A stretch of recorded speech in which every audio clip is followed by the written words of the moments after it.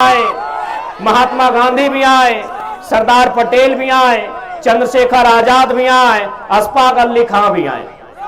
लेकिन चूंकि हम लोग पढ़े लिखे लोग हैं, हमें प्रैक्टिकली और लॉजिकली बात करनी चाहिए। बिल्कुल राम आए, बाकी जितने महापुरुष है वो भी आए, लेकिन क्या वो शरीर से आएंगे?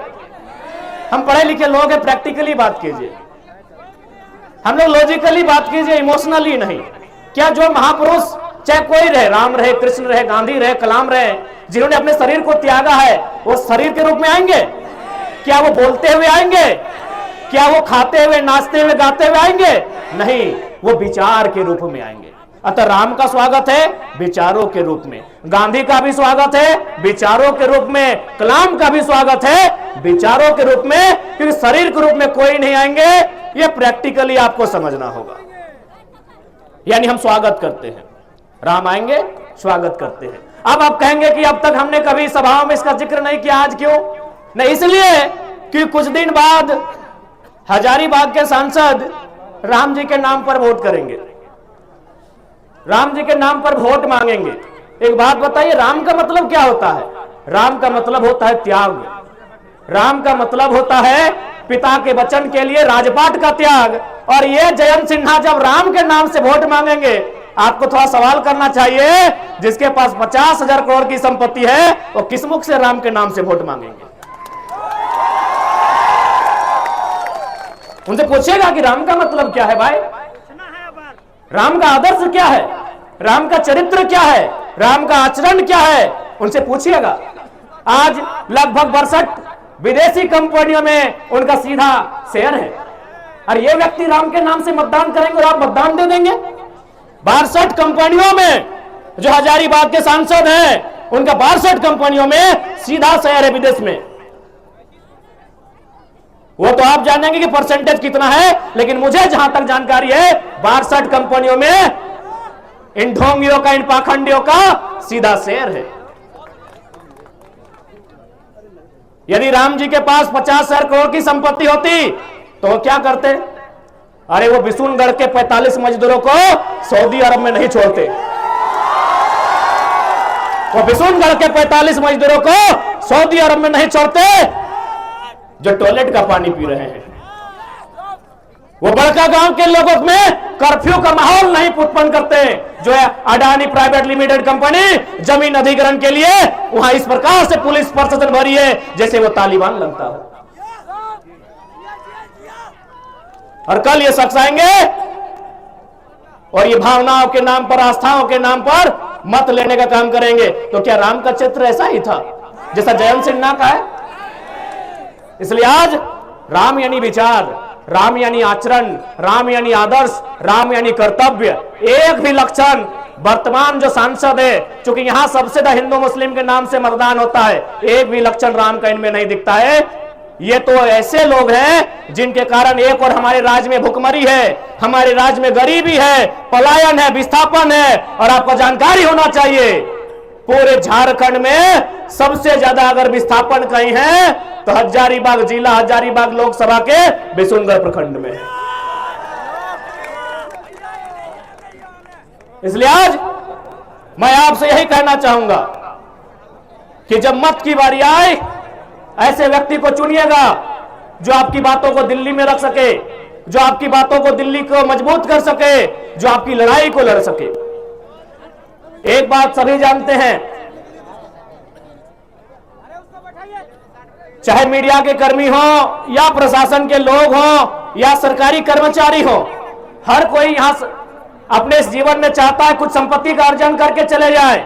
लेकिन आपको जानकारी होनी चाहिए, आज जिस प्रकार से झारखंड का माहौल बना है, कहीं सड़क चौड़ीकरण के नाम पे, कहीं डैम के नाम में, कहीं तालाब के नाम में, कहीं माइंस के नाम में, कहीं फैक्ट्री स्थापित करने के नाम में हमारी जमीनें कौड़ी के भाव ले रहे हैं।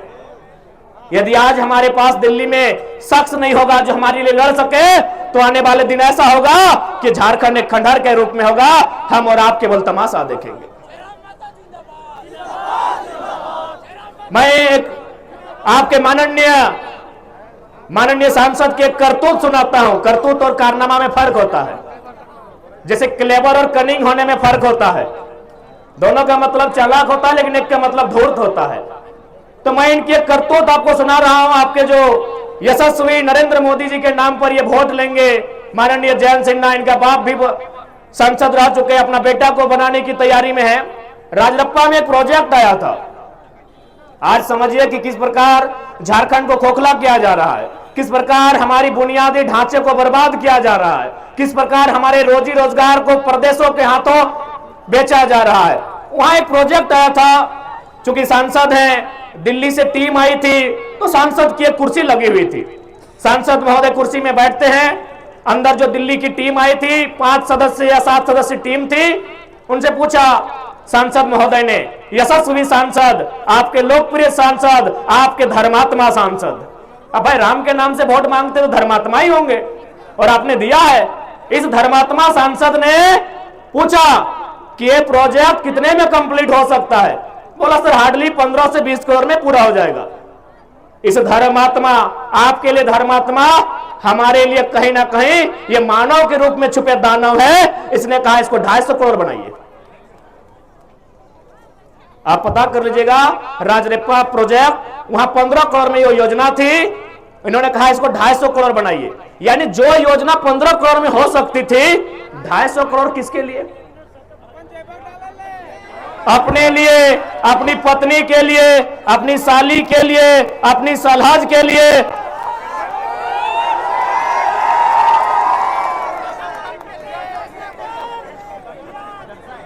बाकी हमें बताने की आवश्यकता नहीं है कैसे दुराचारी लोग हैं ये।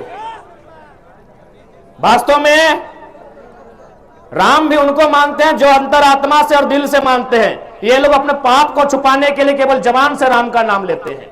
अगर वास्तव में राम को आदर्श मानते हैं, मैं आज इस हजारों की भीड़ से, सम्मानित मीडिया बंधुओं के बीच से, मीडिया की बहनों के बीच से हजारीबाग के सांसद को चुनौती देता हूं कि वास्तव में अगर आप राम को मानते हैं तो 50,000 करोड़ की संपत्ति में 1,000 करोड़ रखिए, बाकी उन 50,000 करोड़ आप जनता को दान कर दीजिए। ये राम का चरित्र हो सकता है, ये राम का आदर्श हो सकता है। 50 को कंपनी जो विदेश में चलेगी, आपका वहां 30-35% शेयर रहेगा, और झारखंड में जनता को केवल बरगलाना के ये लोग काम करते हैं। आज ये झारखंड गरीब नहीं है मेरे साथियों, मेरी माताओं, मेरे बहनों, मेरे बुद्धिजीवी अभिभावकों, इस झारखंड को गरीब बनाया जाता है। ये झारखंड नहीं है गरीब। इस राज को जानबूझ के ये लोग बर्बाद करने पर तुले हैं, और ये हमारा और आपका कर्तव्य बनता है कि इस राज की उन्नति कैसे हो, इस राज का हितार्थ कैसे हो, इस राज को बचाया कैसे जाए, और इस राज को अव्वल दर्जे का राज बनाया कैसे जाए। क्योंकि अगर हम स्थानीयता के मुद्दे से आए थे, और यदि हम लोग स्थानीयता की बात नहीं करें तो शायद बेईमानी होगी। आज बहुत सारे लोग, और साथ साथ राम जी ने तो हमारे 1932 के खतियान को भी मजबूत किया है। राम जी ने हमारे 1932 के खतियान को भी मजबूत किया है। अब आप बोलेंगे कैसे? राम जी का विवाद कब का है? 1528 का है। समाधान कब हुआ? 21वीं सदी में। समाधान किन्होंने करवाया? लोकतंत्र ने। लोकतंत्र ने। तो भाई जब मुगलों के काल की समस्या का समाधान लोकतंत्र में हो सकता है, तो हम तो अंग्रेजों की काल की समस्या का समाधान मांग रहे हैं। हम तो अंग्रेजों की काल की समस्या का समाधान मांग रहे हैं। तो राम जी ने तो तमाम विस्थापितों को मजबूती दिया है। तमाम विस्थापितों को, जिनका जमीन 50 साल पहले टाटा ने लिया है, डीवीसी ने लिया है, वेदांता ने लिया है, सीसीएल ने लिया है, बीसीसीएल ने लिया है, ईसीएल ने लिया है, एचईसी ने लिया है, हिंडाल्को ने लिया है, मगध, आम्रपाली, एनटीपीसी ने लिया है, 50 साल पहले लिया है। जब राम जी की समस्या का समाधान 500 साल बाद यही लोकतंत्र का बुनियादी, यही लोकतंत्र का सर्वोच्च न्यायालय करता है, तो 50 साल पहले जो हमारा जमीन अधिग्रहण हुआ है विकास के नाम पे, जो आज खाली पड़ा है, जो टाटा के कब्जे में है, कहीं एचईसी के कब्जे में है, कहीं हिंडाल्को के कब्जे में है, कहीं एनटीपीसी के कब्जे में है, तो क्या हमारा भी अधिकार नहीं बनता है कि लोकतंत्र उसका समाधान करे? बनता है कि नहीं बनता है भाई? हमारे भी बाप दादा ने मात्र 50 साल पहले जमीन दिया है, एनटीपीसी को दिया है कोयला खोदने के लिए, मगध आम्रपाली को दिया है, टंडवा में दिया है, पिपरवार में दिया है, राय बचरा में दिया है, बड़का गांव में दिया है, गोंदलपुरा में देने वाले हैं, लेने वाले हैं। वो कर्फ्यू का माहौल है। यहीं बिशुनगढ़ में कोणार्क डैम के माध्यम से दिए हैं। तो हमें भी इस लोकतंत्र में उतनी ही आस्था है। तो हमारी भी जो जमीनें, क्योंकि भारत का कानून भी कहता है यदि किसी कंपनी ने, किसी फैक्ट्री ने आपसे जमीन अधिग्रहण किया है और उस जमीन पर अगर कोई काम नहीं हो रहा है तो बाकायदा राज्य सरकार को चाहिए वह जमीनें रैयत को वापस करना चाहिए। तो लोग कहते हैं भाई अंग्रेजों के काल का है, हमने तो बता दिया मुगल काल की समस्या का समाधान लोकतंत्र के माध्यम से हुआ। अब एक बात बताइए, जो लोग कहते हैं ये अंग्रेजों की काल की समस्या है, अंग्रेजों का कानून है, तो भारत के बुद्धिजीवी लोग बताए तो कि भारत का क्या है। भारत के लोग हमें बताएं, हम लोग थोड़ा कम पढ़े लिखे नौजवान हैं, अभी पढ़ाई लिखाई कर ही रहे, भारत का है क्या? अरे भारत की प्रस्तावना फ्रांस से, भारत का मौलिक अधिकार संयुक्त राज्य अमेरिका से, भारत का नीति तत्व आयरलैंड से, भारत के मौलिक कर्तव्य रसिया से, भारत का राष्ट्रपति संयुक्त राज्य अमेरिका से, भारत की सांसद ब्रिटेन से, भारत का संघीय ढांचा कनाडा से, भारत का आपातकाल जर्मनी से, भारत की संवर्ती सूची ऑस्ट्रेलिया से। तो 1932 अंग्रेजों कहने चलेगा ये व्यवस्थाएं अंग्रेजों की, ये व्यवस्थाएं अंग्रेजों की। अच्छा एक बात बताइए, हजारीबाग में अभी डीसी है ना, गर्म कर दे। डीसी मतलब समझते हैं आप लोग, डिप्टी कलेक्टर। अच्छा एक बात बताइए, कलेक्टर का मतलब क्या होता है? कलेक्टर शब्द कहां से आया? कलेक्टर शब्द आया है कलेक्ट से। कलेक्ट माने क्या होता है? कलेक्ट करना, कोनो चीज इकट्ठा करना, जमा करना। तो भाई ये कलेक्टर लोग अंग्रेज के टाइम क्या करते थे? कलेक्ट करते थे, व्यापारियों से, किसानों से लगान कलेक्ट करते थे, खजाना कलेक्ट करते थे, इसीलिए इन्हें कलेक्टर की उपाधि दी गई थी। अब क्या हुआ, एक प्रमंडल चूंकि हजारीबाग में है, वहां आता है डिविजनल कमिश्नर। डिविजनल कमिश्नर समझते हैं ना, यानी प्रमंडल के आयुक्त। कमिश्नर का मतलब क्या होता है? यानी कलेक्टर जो पैसा, जो खजाना, जो धान चार सोना चांदी कलेक्ट करके ले जाते थे, उस पैसे को सुरक्षित अंग्रेजों तक, ब्रिटेन तक कमीशन लेके जो पहुंचाता था उसे कमिश्नर कहते थे। कमीशन कहां से आया? कमिश्नर शब्द कमीशन से आया है। तो भाई अंग्रेजों का कलेक्टर चल रहा है, अंग्रेजों का कमिश्नर चल रहा है, तो 1932 का खतियान काहे नहीं चलेगा? काहे नहीं चलेगा? अभी बताइए, क्या हमारी लड़ाई गलत है? ये हमारी मांग गलत है? जी नहीं, बस हमारे लोगों को जानबूझकर कमजोर बना के रखा गया है, क्योंकि सारा समस्या है यहाँ की खनिज। यहाँ के कण कण में खनिज है, यहाँ के पहाड़ में, यहाँ के पर्वत में, यहाँ के पठार में, यहाँ के जंगल में, यहाँ के नदी में। नदी में नहीं समझे क्या? अरे दामोदर नदी को भी लोग चेंज करना चाहता था। ये पैसे के लालची लोग, चूंकि दामोदर नदी के नीचे मैक्सिमम कोयला है, ये लोग दामोदर नदी के बहाव को बदलना चाहता था। यानी यहाँ के पहाड़ में खनिज, यहाँ के नदी में खनिज, यहाँ के नालों में खनिज, इसीलिए जानबूझ के झारखंड की व्यवस्था को चौपट किया गया है। अब आप कहेंगे कैसे? चूंकि हजारीबाग को मैंने अक्सर कहा है ये एजुकेशन हब है, शैक्षणिक राजधानी है। अगर रांची राजधानी, दुमका उपराजधानी, कोडरमा अभ्रक राजधानी, धनबाद कोयला राजधानी, जमशेदपुर स्टील राजधानी, तो हजारीबाग शैक्षणिक राजधानी है। अब कैसे व्यवस्था को यहां का नेशनल नाबूद किया गया है सुनिए। हम 2011 बैच के इंटर ऑफ साइंस के स्टूडेंट हैं। हो सके कोई 12 वाले होंगे, कोई 13 वाले होंगे, कोई 10 वाले होंगे, कोई 9 वाले होंगे। ईमानदारी से बताइए उस समय इंटर का रिजल्ट क्या होता था? खासकर इंटर ऑफ साइंस का बताइए। मैं बता रहा हूं 2011 में 28%। गंभीरतापूर्वक सुनिएगा कि कैसे एक सिस्टम काम कर रहा है जो झारखंड को दिन प्रतिदिन खोखला कर रहा है।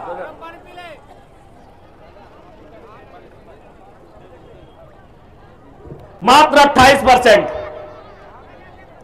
कॉमर्स का रिजल्ट था 42%। साइंस का रिजल्ट था 47%। सोच के देखिए आपकी रूह कांप जाएगी। आर्ट्स का रिजल्ट था 47, यानी 50% से ज्यादा बच्चे फेल हुए थे। कॉमर्स का रिजल्ट 42, यानी 50 से कई गुना ज्यादा, कई गुना नहीं, संख्या में कितना ज्यादा। और मात्र 28% रिजल्ट था इंटर ऑफ साइंस का। 2011 का हम साइंस का और पास आउट स्टूडेंट है। यानी सोच के देखिए, जब हमारे बच्चे पढ़ेंगे नहीं, जब ये इंजीनियर नहीं बनेंगे, जब ये मेडिकल में नहीं जाएंगे, तो आगे जाकर कैसे राज्य को संभालेंगे। वियतनाम और फ्रांस की कहानी आपने पढ़ा होगा। वो तो आपने वियतनाम और फ्रांस के बारे में पढ़ा है। ये लोग झारखंड में चरितार्थ करके बैठे हैं। हमारे रिजल्ट को शून्य करके रखा था, हमारे रिजल्ट को डाउन करके रखा था। उतना छोड़िए, अभी आप कल का या परसों का अखबार पढ़े होंगे, धनबाद से नवोदय में 26 बच्चों का चयन हुआ है। हमको लगता है 20 बच्चे बिहार के हैं। यानी आपके बच्चे, नवोदय का मतलब आप भी जानते हैं, हर फैमिली का ड्रीम होता है कि अपना बच्चा को नवोदय भेजे, अपना बच्चा को सैनिक स्कूल भेजे, क्योंकि बाकी स्कूल में खिचड़ी के अलावा ठीक कुछ नहीं मिलता है। नेतरहाट, अच्छा माफी चाहेंगे, नेतरहाट है ना मिथिलेश दा। आज जितने भी नौजवान यहां बैठे हैं, आपके घर में बेटा या बेटी जब जन्म लेती है और आप पहला प्रयास यही करते हैं कि अपना बच्चा को नेतरहाट भेजेंगे, सैनिक स्कूल में भेजेंगे। तमन्ना होती है कि नहीं? लेकिन वहां भी बाहर के लोगों का कब्जा है। हमारे बच्चे कहां मिलेंगे? जहां स्कूल का ड्रेस कभी पीला कभी हरा होगा वहां मिलेंगे, और जहां खिचड़ी 2-3 वैरायटी में मिलेगी वहां मिलेंगे। जहां गुणवत्तापूर्ण शिक्षा मिलेगी, नेतरहाट जैसे संस्थान में, सैनिक कॉलेज जैसे संस्थान में, नवोदय जैसे संस्थान में, वहां भी यूपी बिहार के लोगों का कब्जा है। यह गलत है कि नहीं, आप बताइए। अरे भाई, लोग बोलते हैं कि आप बाहरी भीतरी करते हैं। हम लोग नफरत नहीं बांटते हैं, आप हमसे नफरत करते हैं कि हमें जानबूझकर फेल करते हैं। आप हमें मौका नहीं देते हैं। एक बात बताइए, यहीं बगल में विनोबा भावे यूनिवर्सिटी है, क्या हमने कभी गेट पर जाकर यह कहा कि एचओडी सर गो बैक, आप यूपी से चले जाएं, आप राजस्थान से चले जाएं, आप बिहार से चले जाएं? क्या हमने कहा? नहीं कहा, क्योंकि यूनिवर्सिटी में जो प्रोफेसर आते हैं वो सेंट्रल का विषय होता है, वो जेआरएफ करने वाले लोग होते हैं, उससे ऊंची ऊंची उपाधियों को, उपलब्धियों को हासिल करके आते हैं। हमने कभी प्रोफेसर का विरोध नहीं किया है, लेकिन यदि कोई प्राइमरी टीचर बन के आएगा यूपी बिहार से, विरोध होगा कि नहीं, आप ही बताइए। होगा कि नहीं? अरे भाई, हमने प्रोफेसर का विरोध नहीं किया है। मैं आपके हजारीबाग की स्थिति नहीं जानता हूं, धनबाद में 90% यूपी बिहार बंगाल के प्रोफेसर हैं। जो विनोद बिहारी महतो विश्वविद्यालय है वहां 90%। हमने तो विरोध नहीं किया, क्योंकि ये सेंट्रल का विषय है, ये केंद्रीय विषय है। आप प्राइमरी टीचर बन के आएंगे, आप टीजीटी में आएंगे, आप पीजीटी में आएंगे, तो क्या झारखंड के बच्चे कोयला ठेलेंगे? झारखंड के बच्चे बालू ठेलेंगे? झारखंड के बच्चे घास उखाड़ेंगे? झारखंड के बच्चे सूरत, गुजरात, महाराष्ट्र में मजदूरी करेंगे? बताइए, गलत है या सही है? हमने कभी डीसी का विरोध किया है कि डीसी गो बैक, आप झारखंड के नहीं है?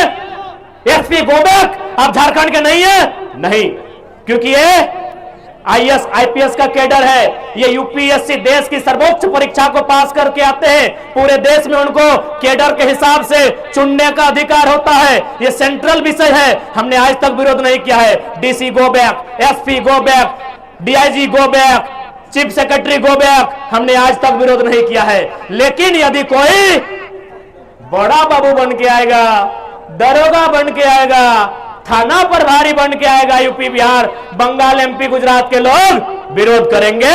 आप हमें अच्छा कहें बुरा कहें, हम अपने स्टैंड में कायम हैं। हम अपने स्टैंड में कायम है। आप डीसी बन के आए, फूल की माला, गुलदस्ता, 100 लोढ़ा के सम्मान करेंगे। आप एसपी बन के आए, स्वागत करेंगे। आप बड़ा बहू बन के आएंगे, बिल्कुल स्वागत नहीं करेंगे, हम आपका विरोध करेंगे। झारखंड बना क्यों है? झारखंड बना क्यों है, आप बताइए इस बात को। इसलिए आज हर एक नौजवान को इस बात को समझना होगा। यूं तो हम लोगों ने सोचा था कि हम लोग विधानसभा का चुनाव लड़ेंगे और हमने सोचा था कि लोकसभा में मनोज दा, संजय दा होंगे, मोती दा होंगे। हमने सोचा था कि हम तो विधानसभा राज्य की चुनाव को लड़ेंगे, लेकिन हम ये भी सोचते हैं कि जब लोकसभा का चुनाव होगा, जब एक तरफ नरेंद्र मोदी की प्रचार होगी, एक तरफ राहुल गांधी का रैलियां होंगी, एक तरफ हमारे हेमंत बाबू, बाबूलाल जी, सुदेश जी की रैलियां होंगी, हमारे कार्यकर्ता निराश हो जाएंगे। तो उन अपने निराश सेनाओं को मजबूती देने के लिए, उन्हें हिम्मत देने के लिए उनका सेनापति लोकसभा के मैदान में होगा। हमारी कोई इच्छा नहीं थी लोकसभा चुनाव लड़ने की। हम तो राज्य के मुद्दों के साथ यहां आए हैं। हम तो राज्य को नेतृत्व करने के लिए लोग हमें उम्मीदें कर रहे हैं, लेकिन लोकसभा में हमारा आना, हमारे साथ साथ हमारे जो भाई आज मंच पे खड़े हैं, इनका लोकसभा में आना खासकर मेरा इसलिए कि हमारे सेना का मनोबल कम ना हो। जब सामने सुदेश जी आए, बाबूलाल जी आए, हेमंत जी आए, तो उनके सामने उनका बेटा, उनका सेना नायक झुमरा और पारसनाथ के बीच का टाइगर भी होना चाहिए। हमें पूरा विश्वास है। इसी हौसले के लिए, इसी विश्वास के लिए, इसी हिम्मत के लिए लोकसभा चुनाव लड़ने का और उसमें मैंने खुद भाग लेने का ऐलान किया है। नहीं तो हम लोग विधानसभा की तैयारी करते हैं, मनोज दा, संजय दा, मोती दा, इनको कहते हैं आप लोग लोकसभा की देखिए कहां कैसे फिट होगा, आप लोग चर्चा करें। बस अपने कार्यकर्ताओं को, जो हमारे सेना है, उन सेनाओं में शक्ति का संचार करने के लिए हमने उसी सीट को चुना है। और ये सबके आदेश से, निर्देश से जहां से अगर चढ़ जाएंगे तो पूरा झारखंड दिखाई देगा। उसे झारखंड की सर्वोच्च चोटी पारसनाथ कहते हैं, जो 4480 फीट की ऊंचाई पर है।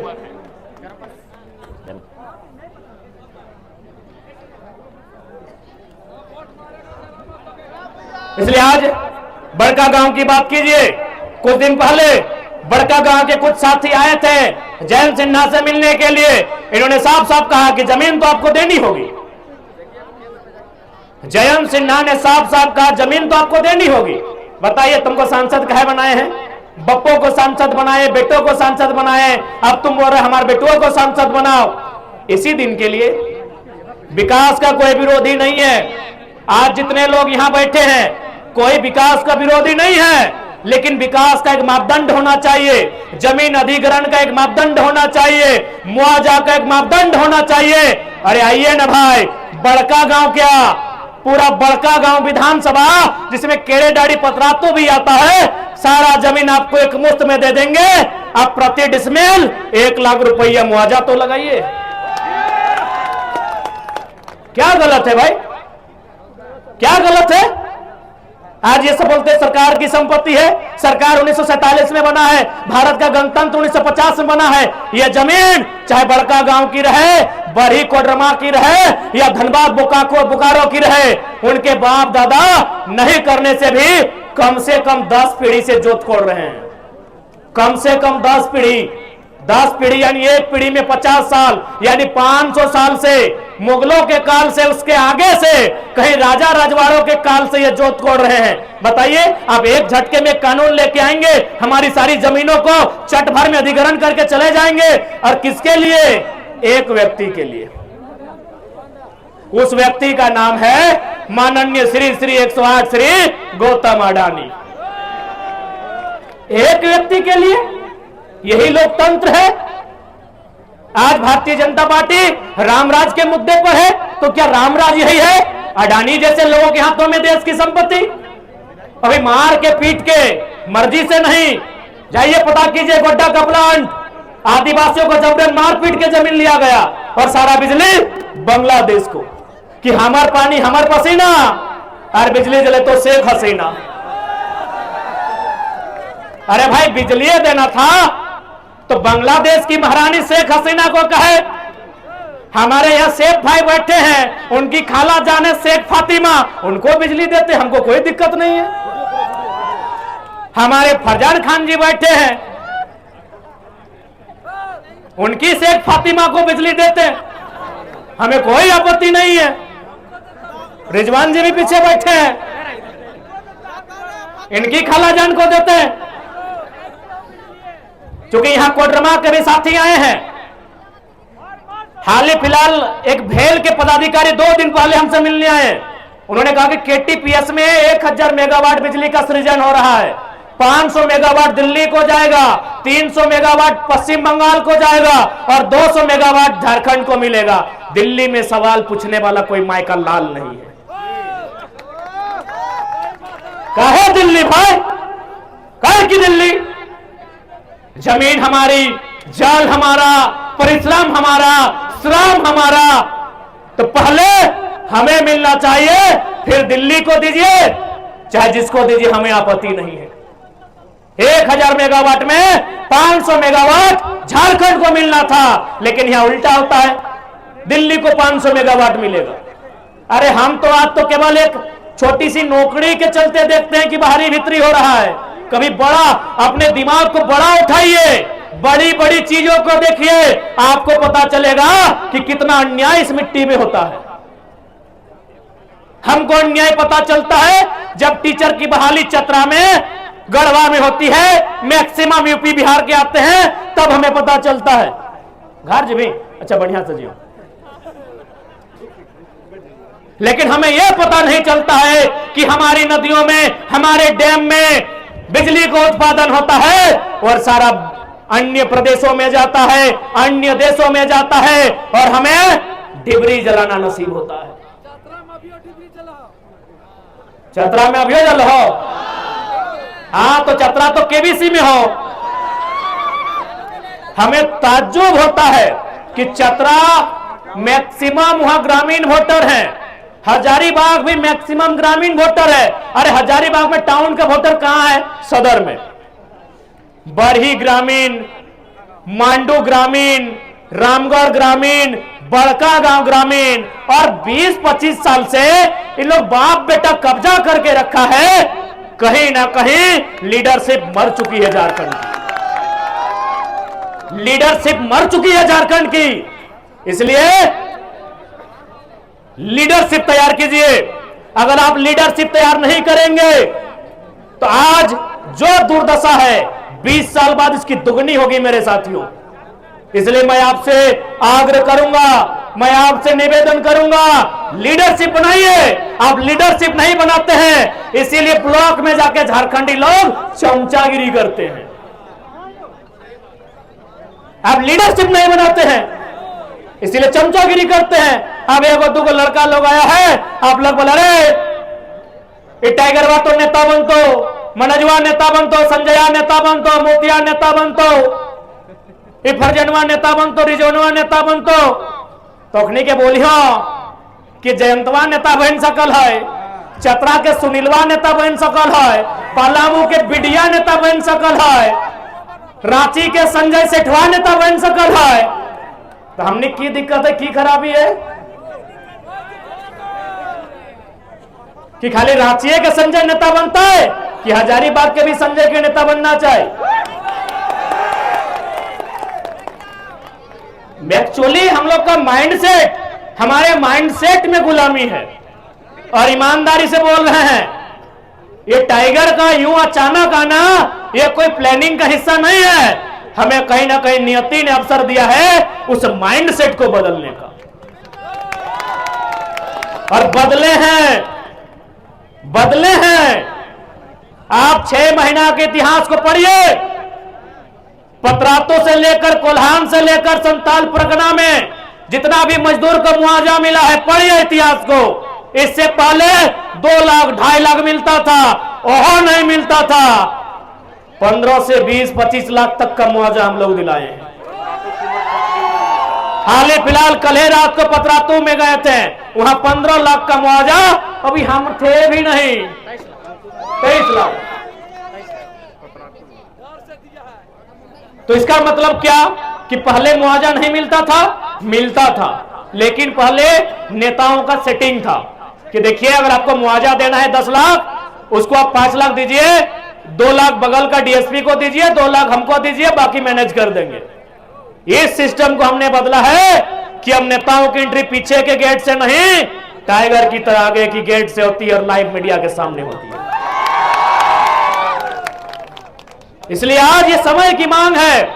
बाकी यदि हम लोग को लीडर ही बनना था तो मैं आज फिर आपको बता रहा हूं, हमारे केंद्रीय कमेटी के वरीय साथी पदाधिकारी हैं, उन्होंने फिर आज कहा कि बड़ी पार्टी है 2 सीट दे रही है लोकसभा चुनाव में, बड़ी पार्टी है 2 सीट दे रही है लोकसभा चुनाव में, अगर नेता बनने का होता तो ले लेते। क्योंकि आप भी जानते हैं कि देश के जब चुनाव की बात आती है, एनडीए और इंडिया मजबूत है और इंडिया की तुलना में एनडीए कहीं मजबूत है, लेकिन दोनों टीमें लगातार हम लोग से संपर्क में है। हम लोग का एक ही लाइन कहना है कि टेंशन मत लीजिए, अगर लड़ते लड़ते हार भी जाएंगे ना तो याद रखना गालिब, शहर की गलियों में, गांव की पगडंडियों में तुम्हारे जीत से चर्चा हमारे हार के होंगे, और जीत गए तो इतिहास, भूगोल, व्यवस्था को बदल देंगे।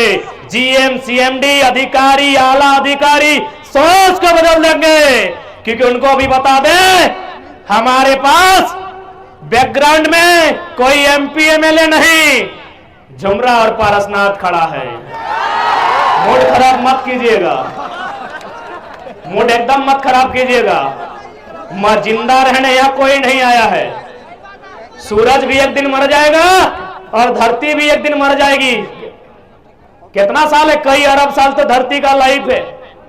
ये पेड़ भी, नदी नाला सब मरेंगे, खाकी रहे चाहे खादी। और ऐसे भी हमने मौत के साये में झारखंड बनाया है, हंसते हुए झारखंड नहीं पाया है, हमने मौत के साये में झारखंड बनाया है। इसलिए इस भूल को ना सोचें कि ये कर देंगे, वो कर देंगे। सुनिए, जो लोग ऐसा सोचते हैं उनको साफ संदेश देंगे, कुछ करना ही है तो सीधा कत्ल कीजिएगा, जिंदा रह गए तो बदला गिन गिन के लेंगे।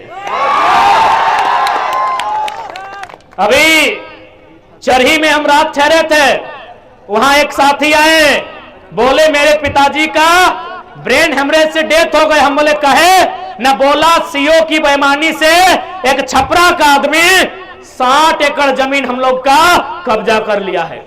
हम एक लाइन बोले, ये चरही का विषय है, आज 12वां है, जाके पता कर लीजिए कितना बेईमानी यहां होता है झारखंड में। कोई सुथरा नहीं है, तभी सुधार होगा जब सिस्टम सुधार होगा। 60 एकड़ जमीन अधिग्रहण हो जाता है। अब बताइए, छपरू पार का आदमी सीएनटी का जमीन कैसे पंजीटू में चढ़ाया जी? वो आदमी ब्रेन हेमरेज से सोच सोच के मर जाता है। हम एक ही लाइन बोले, जिस जमीन के कारण बाप का जान गया है, अगर वास्तव में उसी बाप का खून बहता है तो जिसने कब्जा किया है चैन से नहीं रहना चाहिए, चैन से नहीं रहना चाहिए। बाप ऐसे तो मर रहे, अगर नहीं रहे तो बाप का वह सोच जिंदा रहना चाहिए। बाप भी जानता है कि जो जमीन है ये अचल संपत्ति है, दुनिया में सारी संपत्ति खत्म हो जाएगी, ये मोबाइल, ये पैसा कौड़ी, लेकिन अगर कहीं से इंसान की जरूरत पूरी होगी, अनाज से होगी, और खेत में उगाया जाता है।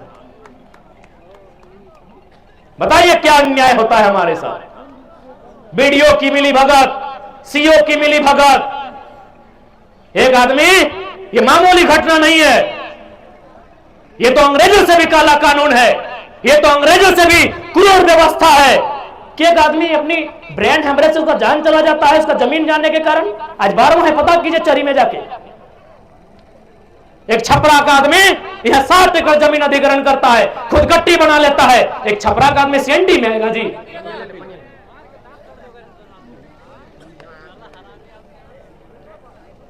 ये आज उसके साथ हुआ है।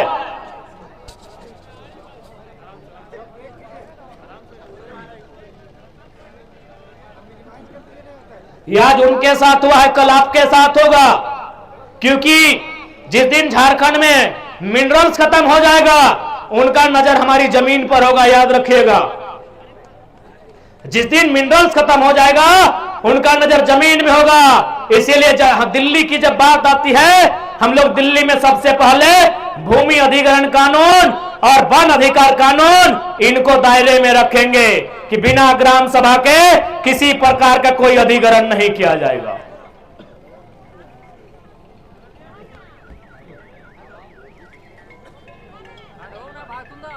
इसलिए आज जितने भी लोग यहां आए हैं, मैं उनसे निवेदन करूंगा, रात्रि की बेला है और हम भी काफी अस्वस्थ हैं, और तो उम्मीद है कि हमसे पहले भी वक्ताओं ने आपको बहुत गंभीरता पूर्वक बातों को समझाया है, आपने गंभीरता पूर्वक सुना है, और आज ये रात्रि की बेला में भी जिस प्रकार आप डटे हैं, हमें पूर्ण आशा है ये वक्त बदलाव का है, ये संकेत बदलाव का है, और निश्चय ही 24 में बदलाव होगा, क्योंकि सेहत ठीक नहीं है।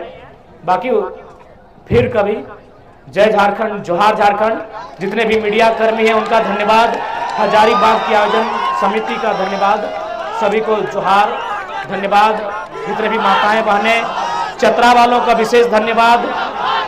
चतरा वाले बहुत भारी संख्या में, गढ़वा, पलामू, लातेहार, बड़का गांव से भारी संख्या में आए, और निश्चय हम लोग 1-2 दिन में लिखित के साथ हजारीबाग हमारे जो उम्मीदवार होंगे, कोडरमा के उम्मीदवार होंगे, संकेत आपको मिल चुका है, बकायदा लिखित हम लोग जारी कर देंगे।